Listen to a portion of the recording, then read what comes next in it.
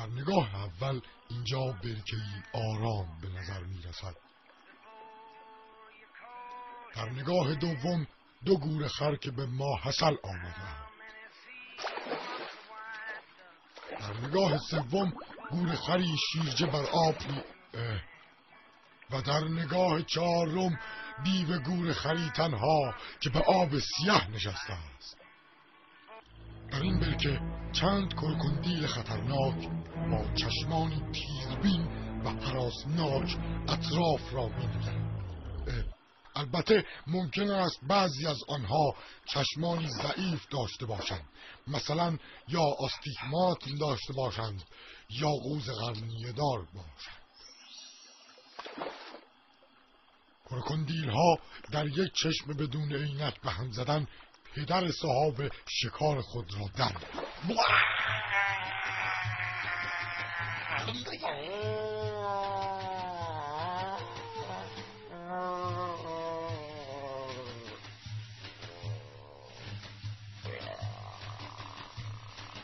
کات بس آقا جان، چه خبر انقدر خشونت؟ خب چیکار کنم غریزم؟ خب تو میدونی غذا بخوری تشویق نری. خب اینم حرفیه، حق داری. و اما به سراغ کرکندیل ها می روید که انتظار می رود در سنین کم خشونت نداشته باشد.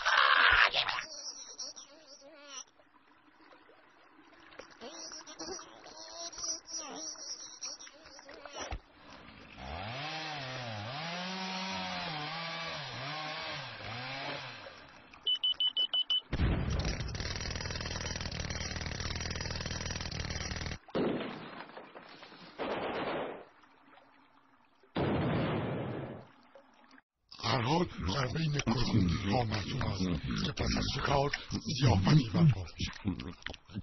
یعنی چی آقا؟ دست بردارید، صحنه خیلی خشنه، مثل اینکه اینا دست بردار نیستن. بله آقای کارگردان، منم زهله ترک شدم. بهشون نشون میدم. این جانوران که میبینید نقطه ضعف های بسیار دارند. نزدیک چه خبره؟ بله بهت میگم. آها خوبت شد، تازه اولشه. برو که دارم برام.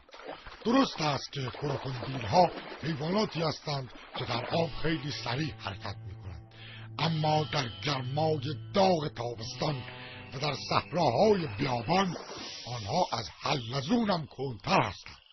اصلا برای همین است که با آنها کرکندیل میگویند، از بس کند هستند.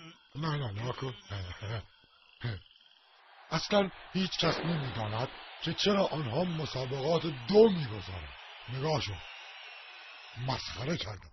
تازه کرکندیل ها نقطه ضعف دیگری هم دارند، آن هم پوست گران قیمتشان. حالا چی؟ من نمیام، منو چه؟ دارم نریشن میخونم. آره من زنگ بزن. خداحافظ. بله آقا این چه وضعیه؟ این چرا برهنه است؟ معذرت بخوام. حواست به کار بده. چشم آقا.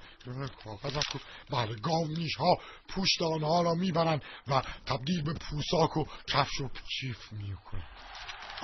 هنوز هم کارشناسان نمیدانند که آنها برای چه مسابقه دو میگذارند.